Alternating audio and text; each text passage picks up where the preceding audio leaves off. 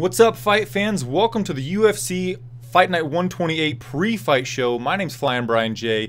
With me, he's been with me for a lot of my shows, but for the first time on the pre-fight rating show, only because this is the first time I'm calling it that. But Nicholas Baldwin is here with me today, and I gotta figure out actually how to play Fight Night 128 pre-fight show. My name's Flying Brian J. What's up, Nick? I'm doing good. Thanks for having me. What audio are you talking about? Play my audio? Well, I'm using open broadcast software so that I can put some shit above me. So, like, subscribe to the channel. We got the viewers over here. We got over on this side the MMA Mania Facebook, Instagram, and Twitter. So we're doing it kind of a weird way. This is next level stuff. I like it. Yeah. So, but I think the viewers, actually, I can probably see one second. The MMA Mania Facebook, Instagram, and Twitter. So we're doing it kind of a weird way. This is next level stuff. I like it. If that's what we got it. All right, we're doing great. They just heard me again, so the show's not high level quality right now, but at least we got it popping. Nick, how you been lately? I've been doing good. I you know, sort of not upset, not annoyed, but I got back from my first trip over to Europe a few weeks ago, and it's finally starting to sink in that, hey, I'm probably not going to go back for a long, long time. It was really fun, but yeah, besides that, as far as MMA goes, we just had Poirier Gaethje. That was a super fun fight. 223, what it was still kind of fun. Overall, I've been doing good. How have you been? I know I mentioned off air that this is the first time talking to Flying Brian, the married man. That is very incredible. Yeah, I'm doing fantastic. You know, I do a lot of videos where I show my hands, and obviously I got this ring on, and nobody said anything, but that's completely fine. You know, sometimes you got to keep a little bit of your personal life personal. But yeah, man, I'm doing great. Loving the married life so far. Almost happier than when we were just dating. So yeah, it's been good. Awesome. And in terms of the mixed martial arts lately, yeah, Poirier Gaethje was fantastic. Gaethje, I think every time he fights, it's fantastic. He's been in the octagon 3 times. He's got 3 Fight of the Night bonuses. So if you want an extra $50,000, I think lightweights should sign up to fight Gaethje. But yeah, we're gonna. What post-fight letter grade would you give? Oh my God, Just Bleeds in the comment section, Nick. This is the first time I've seen him here. Ooh, Just Bleed. He is my biggest fan. My #1 fan. What? Just Bleed's your biggest? Oh, I'm so upset. I thought he was mine. I mean, he likes you, all right, oh, but okay. So what post-fight grade did you give Gaethje Poirier? 1 to 5. I'd have to look at the card. So give me one. No, without looking. Without looking at the card, that's tough because Poirier Gaethje was so fun. I missed some of the prelims, so it's hard to really give an accurate number. But from what I saw, it was a good night of fights. So I guess I'll go like a B+ maybe. So from 1 to 5, what would you give? Like 4.5? No, probably like a 4. Okay, so let's start talking about UFC Fight Night 128. Headlined by Edson Jr. Barboza versus Kevin the Motown Phenom Lee. What pre-fight rating would you give this 1 to 5? And also the viewers, Just Bleed you included, what rating would you give this card 1 to 5 before it happens, before we even tell you any of the other fights besides the main event? Is it on like a curve? Is it sort of compared to other fight nights, or do we just compare this to the best pay-per-view you've ever seen? Man, I just go based on how excited I am on that day. If I'm in a bad mood, if I had a shitty day at my real job, then I might give it a 2 out of 5. But also, if I'm in a good mood, I might give it a 5 out of 5, but then I got to dampen my expectations, and I usually end up with like a 3. Well, if a super stack pay-per-view with 3 championship fights is a 5 out of 5, I'll go with 3.5 out of 5. I like this card a lot. I know not too many people are talking about it. Edson Barboza has never been a guy to really sell well. Kevin Lee is still sort of on the come-up. Not tons of people know about him, other than us, the hardcore fans. But you have a fight between Edgar and Swanson. Even though it really shouldn't be happening this soon, and I don't know how intriguing the rematch actually is, it's still a fight I'm looking forward to. We have a lot of good fights on this card. Branch Santos is a lot of fun. One fight I'm really excited for, bantamweight's Aljamain Sterling, Brett Johns. I mean, this is a fun card. The prelims are good as well. So I'm going to give it a 3.5 out of 5. Yeah, solid fight card. I mean, Cubby Sampson, Cub Swanson, Tiago Santos is in here, of course.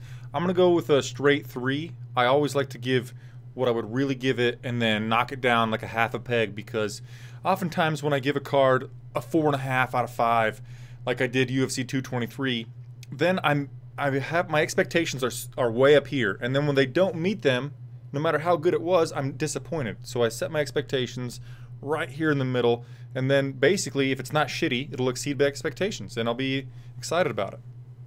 That's the way to do it. Don't go into fight cards expecting everything, or else you'll never be not disappointed. Synchronic Sevens here. What's up, my dude? What pre-fight rating would you give this entire card? So Nick's with a 3.5. I'm with a 3. At the end, I'm going to average out our real ratings. So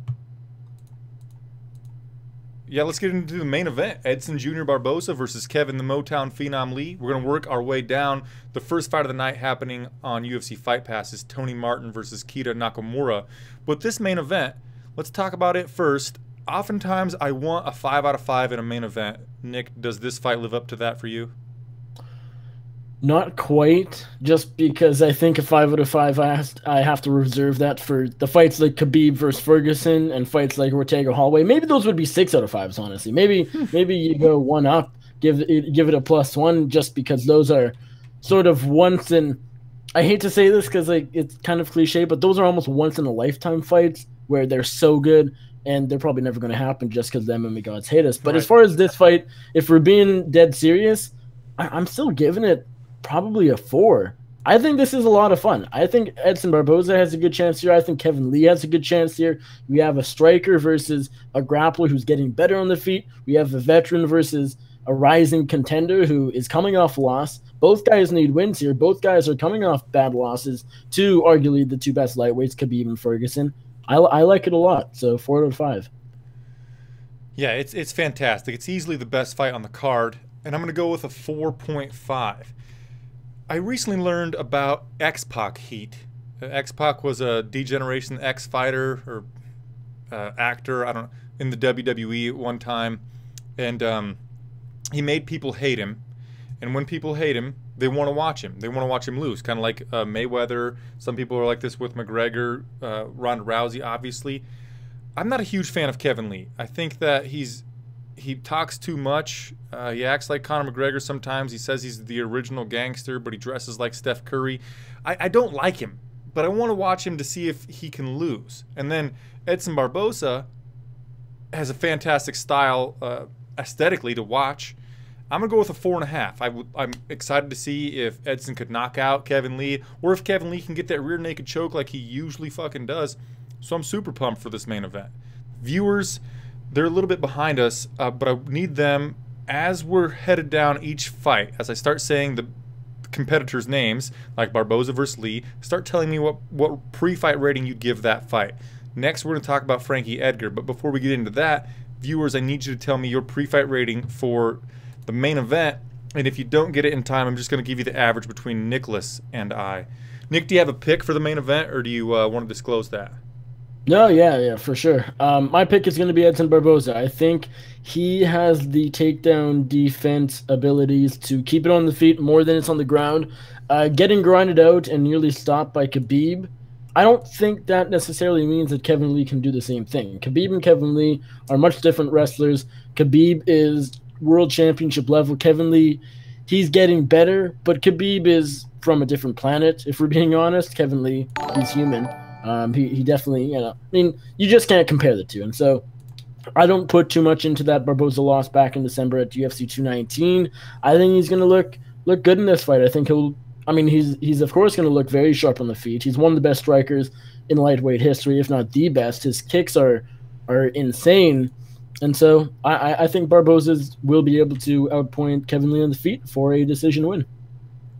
Nice. MMA on Ice is giving Barboza versus Lee only a 3. I'm interested to see what the rest of his ratings are, because if you're only giving the main event a 3, either you hate the rest of the card or there's some little shining diamond in the rough down there in the middle of this card. But let's move to Frankie, the Answer Edgar, versus Cubby Sampson, Cub Swanson. What's Cub Swanson's actual real name? His first name? Do you know?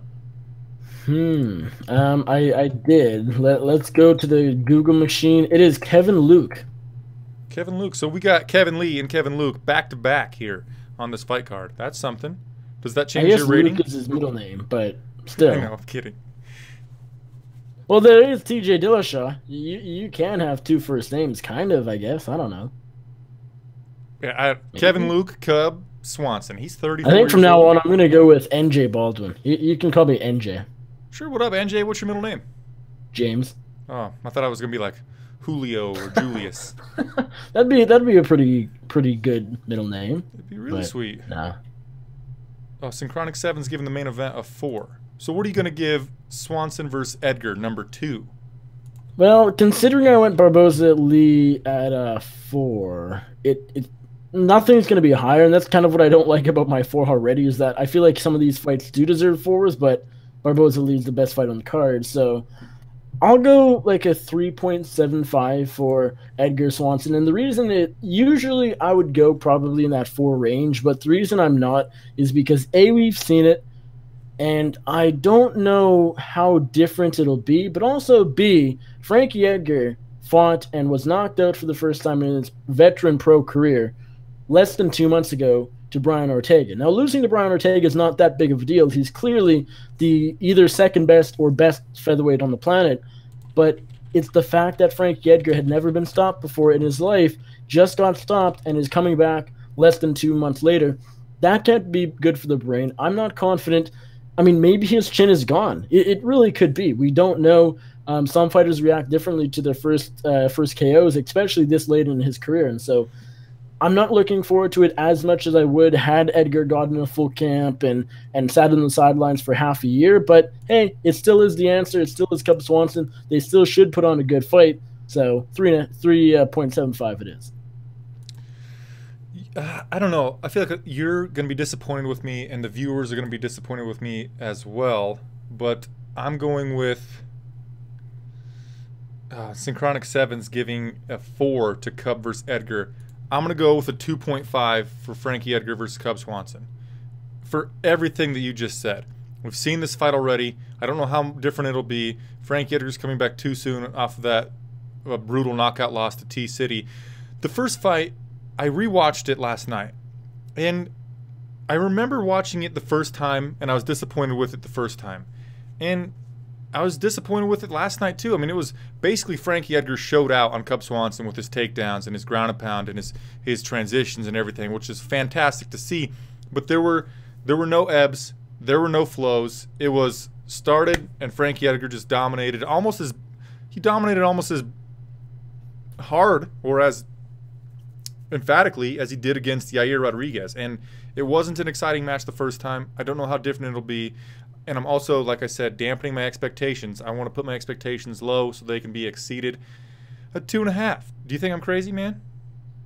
I don't think it's crazy, because at the end of the day, I mean, Edgar is a guy I've always liked to see fight. Swanson's a guy I've always enjoyed watching his fights, but this really, and for the reasons we talked about, the fact that Edgar's coming in off a loss really soon, or not long ago. Swanson himself got finished by Ortega in his last fight too, keep in mind.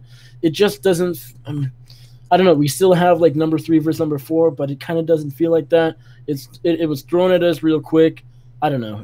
We didn't give it much time to develop. It's a rematch that doesn't really need to be happening. I think Edgar Lamas made more sense because it's a new matchup, but it still is 2 of the best featherweights even right now, and so I still have to be pretty excited for it. Yeah, I suppose. But like you said, man, I don't care for rematches that nobody asked for, nobody wanted, and even when they make it, you're kind of like, I'll watch it, I guess. And yeah, they're both exciting fighters at times. It could be good. Now, the next fight we're going to talk about, I know everybody's going to give this baby a 5 out of 5. I have wholehearted confidence. Chase Sherman versus Big Pretty Justin Willis. I'm just going to say a 2, and I'm not going to talk about it too much. What do you think? Yeah, I think a 2 is sort of where I'm leaning as well. Justin Willis, I think he'll probably knock Chase Sherman out. A lot of people like Sherman because he's the GIF king and all of that, but at the end of the day, he's just another heavyweight guy who can bang, who has a pretty good chin, but he's not really going to go anywhere. Justin Willis, I think, has some potential. I'm interested to see how he deals with the step up in competition, but as long as he passes in flying colors, I'll definitely keep my eye out for him. But this particular matchup, I'm a little surprised it's this high up on the main card. Branch Santos, I think, is a better fight. But hey, it's heavyweights. Could be boring. Could be a first-round KO. I'll go with 2. Synchronic 7, I think, is joshing me a skosh. He said a 4. MMA on Ice said a 2. I think that they're going to go with a 2 as well. Synchronic, you're just giving me too many joshes. Let's move on to, David Branch versus Tiago Marreta Santos. David Branch, as of now, doesn't have a nickname, but our mutual friend, MMA State of Mind, Bob Voss, he said that it should be like David Branch of Power or something like that, right? Dude needs a nickname, no matter what. Do you got a nickname I like for him? Branch of Power. Yeah, Branch of Power works for me. Yeah, I don't get why he doesn't have one yet. But, anyway, let's give the odds a peek at this. Santos is -200, and the comeback on David Branch is +170. I'm going to give this one a huge rating, but what do you got first, Nick? Well, I'm interested to see what you say. Okay, so just to think back, so I gave Edgar Swanson a 3.75. I actually am looking more forward to this than the co-main event. It's all relative because these guys aren't quite as good as Edgar Swanson, but Branch, Santos are still really good middleweights. I'm going to go with 3.8 on this one. I think this is really fun because Branch is a bit of a wrestler. He's good on top. He's a bit of a grinder. But Thiago Santos, this guy's on a 4-fight knockout winning streak. This guy is so deadly, and I really love watching Thiago Santos fight. So David Branch could make it a tad boring because Santos has fallen on the ground before to Eric Spicey and Gegard Mousasi, but we could see a banger of a fight because Branch can stand as well. So I'm really looking forward to this one. Yeah, I'm so pumped about this fight, Nick. Thiago Santos is a scary motherfucker. His wins, 17 of them, no, he's had 17 wins, 12 of them are via knockout. And his last 5 wins are via that method. He's 5-2 in his last 7. I have no idea how he got submitted by Eric Spicely, but yeah, it presents a similar dynamic here. David Branch, he's got good takedowns. He's going to look to get this fight to the ground and avoid those heavy fucking kicks. It's like I tweeted earlier that Thiago Santos hit Steve Bossie like somebody hitting a watermelon with a baseball bat. That shit was nuts. It's not exactly striker versus grappler, but that's pretty much what it is. You know, I'm a sucker for some of that old school shit. We're probably going to see a knockout. I think Santos gets that finish here. And I'm going to go with a 4, all the way up there to 4. Thiago Santos is quietly becoming one of my favorite fighters in the UFC. If you're a fight fan and you don't care to watch his fights, I don't know what you're really doing here. Synchronic 7 says, David, don't be brash, Branch. What do you think of that? Don't be brash, Branch? No, I'm not feeling it either. No, it doesn't. It doesn't really roll off the tongue at all. Like, I struggle to say it. Right, yeah. The alliteration just isn't there, Synchronic. Get us a new one. I mean, we'll come back. Kind of makes sense, but you need to be able to say it with ease, and it needs to roll off the tongue, That doesn't. Sorry. Yeah, I don't know what you would say. Anyway, he's going to get knocked out by Thiago Santos, so it doesn't really matter all that much, right? Next fight, bantamweight contest between Aljamain, the Funkmaster Sterling, and the Pikey, Brett Johns. The odds have Brett Johns. Oh, this is even pick'em. Ooh, that's exciting, but it might end up being a decision. But the Funkmaster's got some great wrestling. Brett Johns has showed phenomenal grappling in his UFC tenure. And this was actually my number 3 most look forward to fight on this card. Since I've got a 4.5 as my 1, a 4 as my 2, I'm going to just go with a 3.9 on this one. What do you got, Nick? I'm going to go with 3.9 as well, and I'm not copying you. I planned it out because the main event was a 4, and then Branch Santos was a 3.8. And now I'm going in the middle with a 3.9. I love this fight. Aljamain Sterling, Brett Johns. This is one heck of a fight. I did my podcast a few weeks ago. We were talking about a few underrated matchups, and this is one of the ones that I chose. I feel like even leading up to this fight, leading up to this card, we're just a couple days away. No one is really talking about Sterling versus Johns, but this is a matchup between two of the better grapplers at 135. Brett Johns has a ton of potential, and I know we said that about Aljamain Sterling, so maybe, let's slow down a little bit as far as hyping guys up, but even still, Aljamain Sterling's still pretty young. I know he is coming off a knockout loss to Marlon Rice, and he probably won't be a champion because bantamweight is a really good division right now, and will be for a while.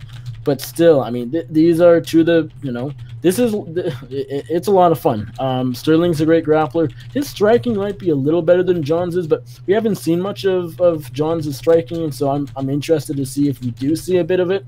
I think this will be a very fun grappling bout. I'm going to go Brett Johns. I think he might be able to pull off what I would consider as an upset. I know it's even money, but I feel like Sterling could close as the very slight favorite, but hey, nonetheless, this is a lot of fun. I'm looking forward to it. 3.9. Well, UFC.com is where I originally got the odds. And UFC's website is kind of clunky and shitty at times, so they're a little behind. 5 Dimes right now has Sterling as a very slight favorite, even though both men are minus money. Sterling is minus 115. He opened as a plus 110 underdog, so there's that. Aljamain Sterling, you said he does have a lot of potential. He trains at a great camp. He's very athletic, long for this division, but he just doesn't seem like he can put it all together. Or I was going to say the same thing, literally. Yeah, there's something a little bit off. And Brett Johns, he doesn't seem like he should be that physically imposing, but he's a hell of an athlete. 15-0, you cannot deny that record. I mean, he's undefeated for a reason. He was the Titan FC champion, only lost the title because he missed weight. Seems like that's all in check now that he's in the UFC. I'm not going to say Johns is a future champion, just because I think saying that now is a bit outrageous and a bit early, but he will be a top contender one day. Well, he did just defeat a former title challenger in 30 seconds. Joe Soto, the one and only. Yeah, one bad mofo. He got a title shot on a weirdness, basically like UFC 223, but nonetheless, he just fucking destroyed him with a weird submission. But yeah, 3.9, super pumped about that fight. Moving down, lightweights, Jim Miller, Dan the Hangman Hooker. The odds have Hooker at minus 340. The comeback on Jimmy Mills at plus 280. Man. I know Dan Hooker, he's been in a lot of exciting fights. He's very durable. Jim Miller, he's a legend, been around for a long time. Great jiu-jitsu, tough guy. Came back from Lyme disease to win a couple of fights at least. I'd go with a straight 3 on this one. What do you think? I'm going to go, let's just see. Well, considering the rest of the prelims probably aren't going to be high this. I'm going to go 3.5 for Miller Hooker. I'm relatively confident in Dan Hooker. I think those lines are a bit wide just because it is Jim Miller at the end of the day. The guy's a veteran. The guy's super tough, and he could pull off the upset, but I'm thinking Hooker does get it done. I think he's the better and more and sharper striker. And also on the ground, I mean, Miller probably has the grappling advantage, but Hooker does have his fair submissions as well. He is coming off a submission win over Mark Jacasey. This guy, he's pretty talented when he is on. Moving up to lightweight, I think was a good move for him as well. I'm going to go Dan Hooker, and I'll give the fight a 3.5 because I do think Miller can make it a little competitive, and I think in general this will be quite a bit of fun. Yeah, I'm even more excited about it now that I'm looking at Hooker's record. He's coming off a submission guillotine over Mark Diakiese, as you mentioned. He knocked out Ross Pearson, which Pearson obviously is at the tail end of his career and wasn't that great for a while, but tough to put away. Went to a decision with Jason Knight. Man, that's going to be a fun-ass scrap. The viewers are giving it an average of a 3.65. Probably right there in line with what it should be. But moving down, Ryan LaFleur versus Alex the Demint. What is Alex Garcia's nickname? Let me. The Dominican Nightmare. Is that right? Yeah. No. Yes. The Dominican Nightmare. Yes. Yeah. You got it. So I should have just said it without second guessing myself. But I don't know. My favorite Ryan LaFleur fight was his fight against Alex Cowboy Oliveira, and that was his last contest. So you can kind of surmise what I really think about this dude. He's never finished a fight in the UFC, And I don't like where you can basically guess that the fight's going to go to a decision. The Dominican Nightmare, he's a finisher, though, so perhaps he could knock out Flair. But I'm going to go with a 2.5. I could take this fight or I could leave this fight. What do you think? Well, considering I did go Willis Sherman as a 2, I'm not a fan of this fight. Both guys can be very boring at times. I'm not expecting too much from LaFleur Garcia. Fact of the matter is, I'll bump Willis Sherman up to a 2.3, and then I'll go LaFleur Garcia at a 2. All right, I'm giving that extra 0.5 because, Garcia could finish this fight. He finished his last victory. He did knock out the Mullet Man. I just looked at his name, Mike Pyle.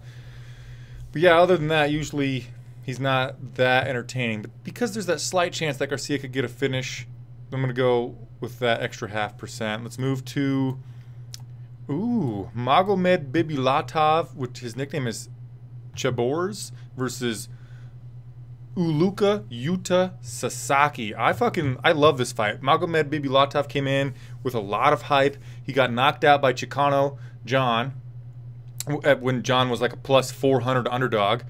And Bibulatov came in as a guy that a lot of people wanted to see lose, even though he's a huge favorite because he's one of the Chechnyan dictators' henchmen. And Luca Yuta Sasaki is like the longest, tallest flyweight there ever was, and he's also got really good jiu-jitsu. I'm excited about this matchup. I totally forgot that I was even on this card. But I'm going to go with the 3.5. Yeah, I like this fight quite a bit. I think it is interesting because Bibulatov is a very good wrestler. Sasaki, though, is so big, and so, he has a 5-inch height advantage, 5 inches of reach on Bibulatov, and so if he can stay back and try, he's just not a great defender of takedowns, not fantastic, and so I do think Bibulatov will probably win the fight. He's a big favorite. But the size of Sasaki always makes his fights interesting no matter who he's facing, maybe other than Demetrius Johnson, should he ever fight DJ, which probably won't happen, but you never know. The fact of the matter is, though, Bibulatov has a direct connection with Ramzan Kadyrov. That turns me off quite a bit. I'm going to give the fight, let's go 2.9. 2.9. Yeah, that Ramzan Kadyrov thing, it does turn me off a bit. But again, like I said earlier, with the X-Pac heat, I have a reason to watch because I want to see this man lose. He came in as a minus 800 favorite. He's got ties to a homophobic dictator, and he got knocked out. I like Sasaki. I don't know anything about this man other than he kind of looks like Ellen DeGeneres, but he's got a fun fighting style, and if he could beat him, I'd be super pumped at the end of this fight. Moving to a fight that I think is truly, truly being overlooked. I tweeted about this one earlier today. Bahador Zara, the Great, versus Luann Tarzan Chagas. This has somebody's going to sleep written all the fuck over it. It's a pick'em fight. Minus 115 for Chagas, minus 105 for Bahador Zara. Someone's going to sleep. I love watching someone go to sleep. But neither guy's going to amount to anything. I'm going to give it a 3.25. Yeah, you're being a lot generous than I am with these prelims. I like this fight quite a bit. Bahador Zada, I think, will probably get it done, but Chagas could win, but I do think it will be finished either way, like you said. For that reason, I shouldn't say for that reason because this will sound like I'm going to give it a high grade. I'll go a 2.75 on this one, I think. Just a bit lower than Bibulatov Sasaki. But the fact that it does have finish written all over it, I'll definitely tune in. But I think 2.75 is where I'll go. Yeah, honestly, Nick, I'm not going to watch the fights on Saturday. So I've been talking about lowering my expectations so they can't, I can't be disappointed at the end of the night. But I'm not going to watch them, so I can't be really disappointed. Maybe that's one reason why I'm giving them really higher than I should. Doug Rowland's tuning in. What up, dude? And part of Lesbo and the Bean side of that's here. What's up, my guys? So yeah, I'm grading on a curve, especially because I'm not going to be able to watch the fights. I could find a way, but I'm going to be doing other shit and don't really care. Let's move to Corey Anderson versus Durkin, Patrick, Cummins. Corey Anderson is -130. Pat Cummins is +110. This is the battle of the no-chins. How many points you giving it? Oh, God. This has just random knockout after both guys get tired or bad decision written all over it. Both guys have disappointed a lot. I'll go with 2.5. I mean, as far as name value goes, it's a lot higher than the last fight, but I just don't know what to expect. I'm hoping for a quick finish because anything other than that is going to be a lot more boring.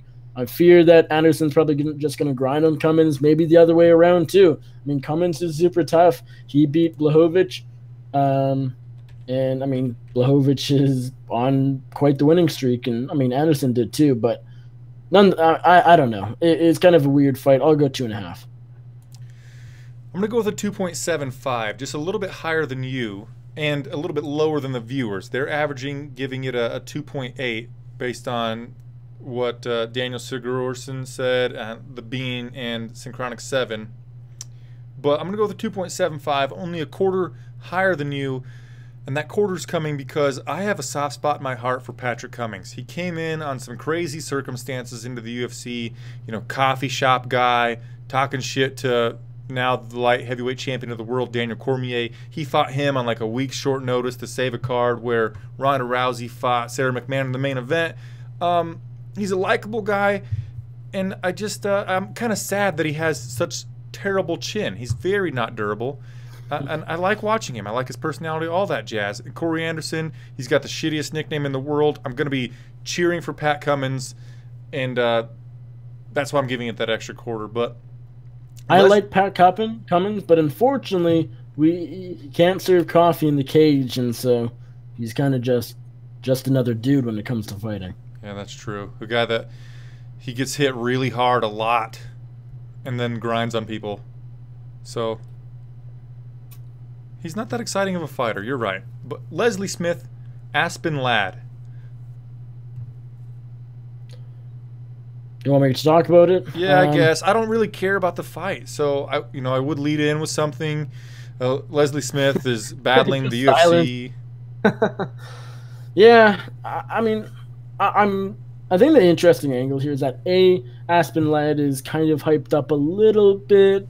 Maybe not as the next big thing, but she kind of came into her debut in her last fight. She, of course, is 1-0 in the UFC with a little bit of buzz surrounding her. Leslie Smith, on the other hand, is heading up the latest fighter unionization effort, Project Spearhead, and so it's kind of like hot prospect versus, fighter that the UFC doesn't really like right now because they're trying to unionize the UFC fighters and Bellator fighters.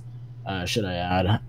So I think that angle of it kind of makes it a bit interesting. I actually think Leslie Smith is a really fun fighter to watch.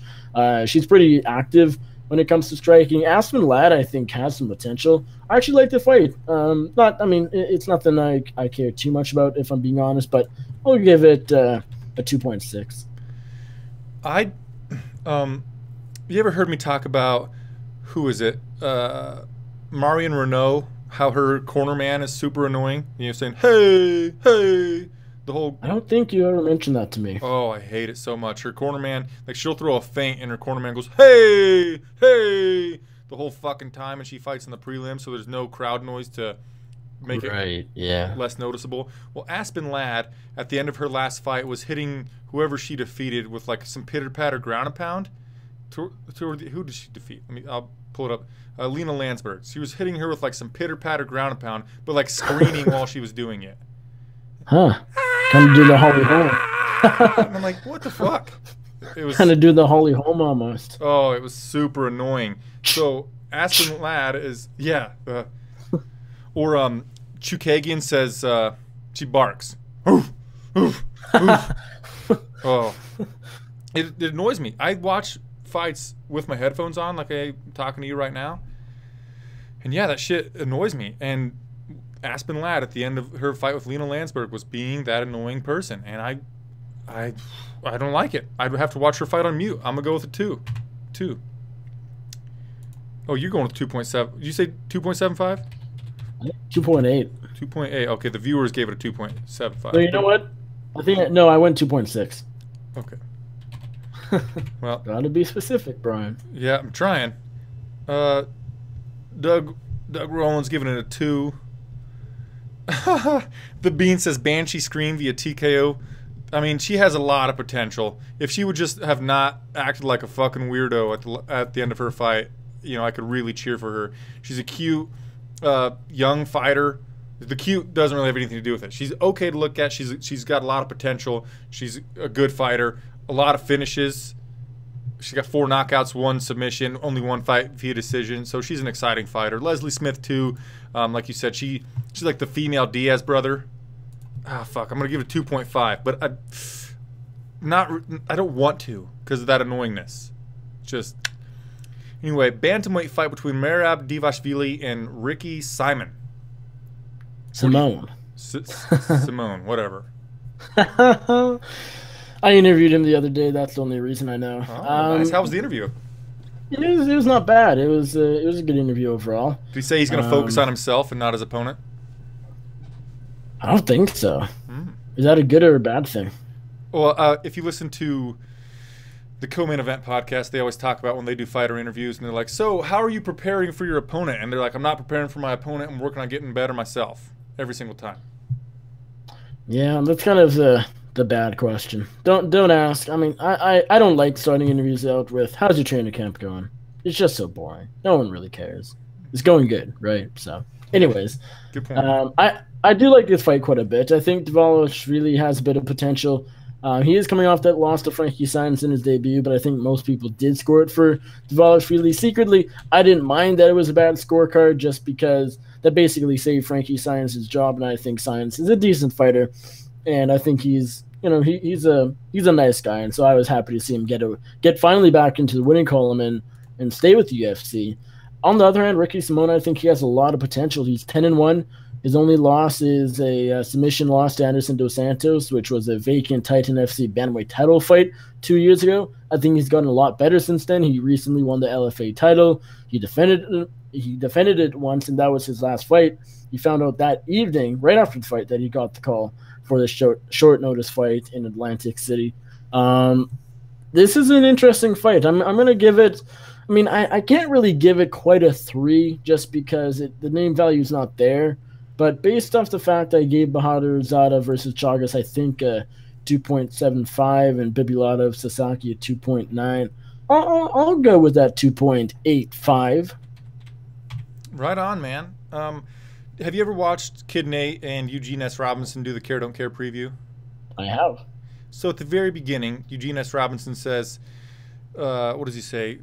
Whiners, criers, malingerers, grumblers, greedy bread gobblers, Workshire individuals. This has less to do with your weft and hate as a fighter and much more to do with the marketing. No, it has less to do with your skills and talents as a fighter and much more to do with the marketing weight and heft that the William Morris endeavor has put behind you. If you want to move from the don't care to the care list, fight a good fight, malingerers and grumblers. So I don't know the first goddamn thing about Ricky Simone and Dvalishvili, although the name is memorable. I don't remember him, and he doesn't have a Wikipedia page, so I'm going with a 1. Fair enough. Sorry, I mean, and also one of the things that Kid Nate and Eugene do is they do no study for the show, and then it's just like off their memory, do they remember these fighters? And I don't remember either one of them, other than I remember saying Dvalishvili a bunch of times on my show once. So it's a cool last name. I'm slightly surprised you've never heard of Simone. Not because you watch LFA, I don't know if you do, but he was also on Contender Series last summer, and so he won. But there's so many fighters. So many fighters. I mean, how many athletes are on the UFC's roster? 1 million. 500 something. Yeah. So he won a split decision on the Contender Series. So we can't really,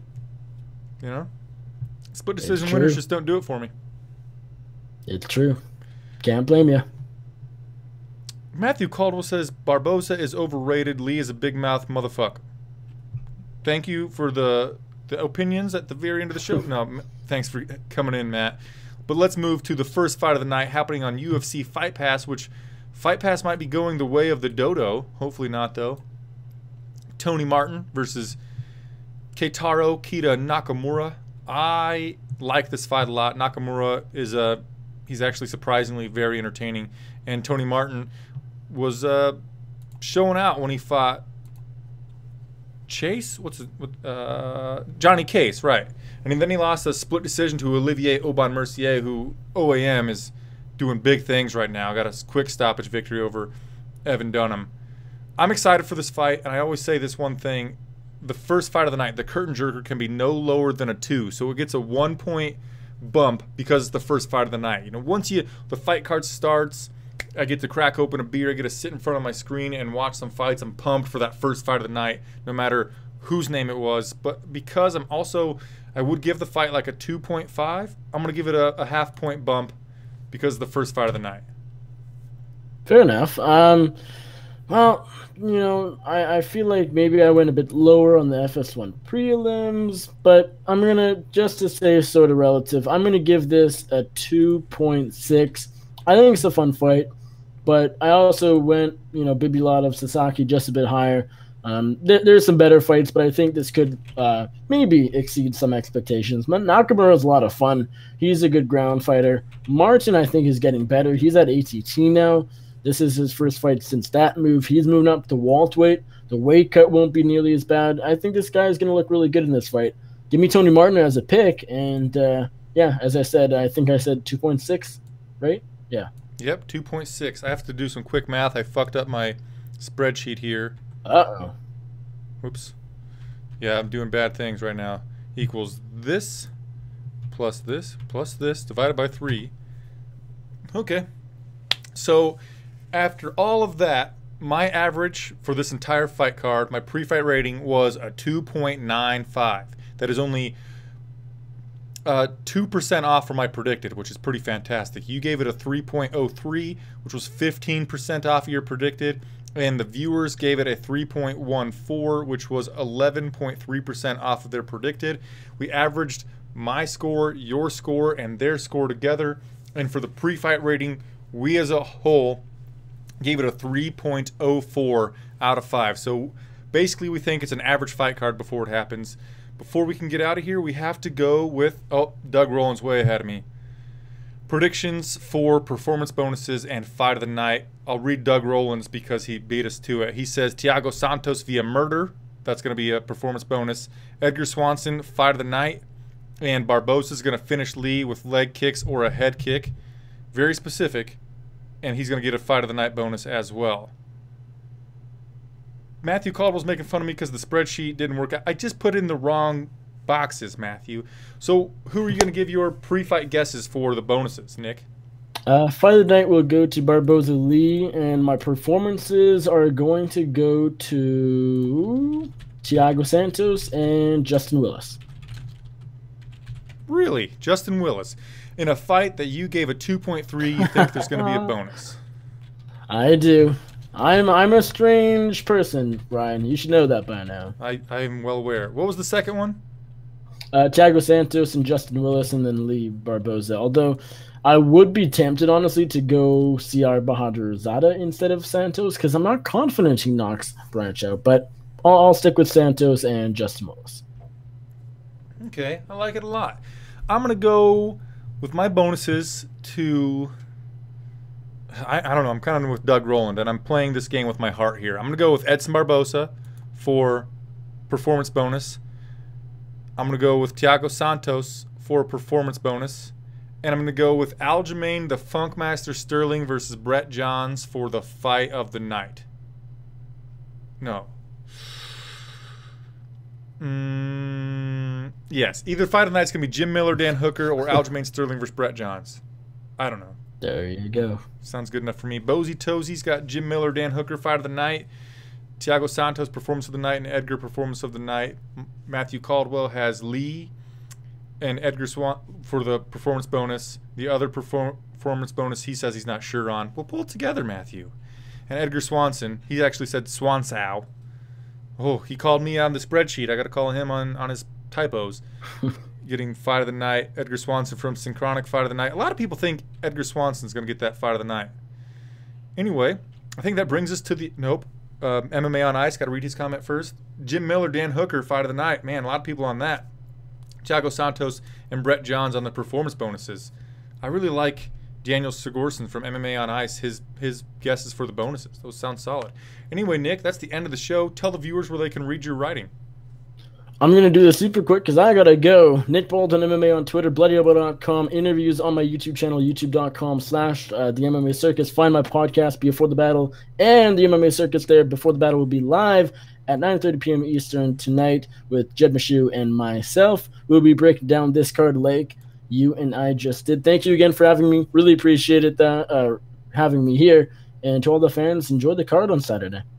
Thanks for being here, Nick. That was Nick Baldwin with his auctioneer version of the sign-off. My name's Flying Brian J. You can follow me on Twitter at Flying Brian J. Like me on Facebook at Flying Brian Show. Be sure to give this video a like and subscribe if you haven't already. I'll see you guys like in 2 weeks for a pre-fight show. I won't be here at all next week. I'll be on a honeymoon trip. So thank you guys for joining me. Hillbill, Synchronic 7, Matthew Caldwell, Doug Rowland, Lesbo and the Bean, but only the Bean, Bozy Tozy. Did I say Synchronic 7? And Daniel Sigurdsson. I'll see you guys later on.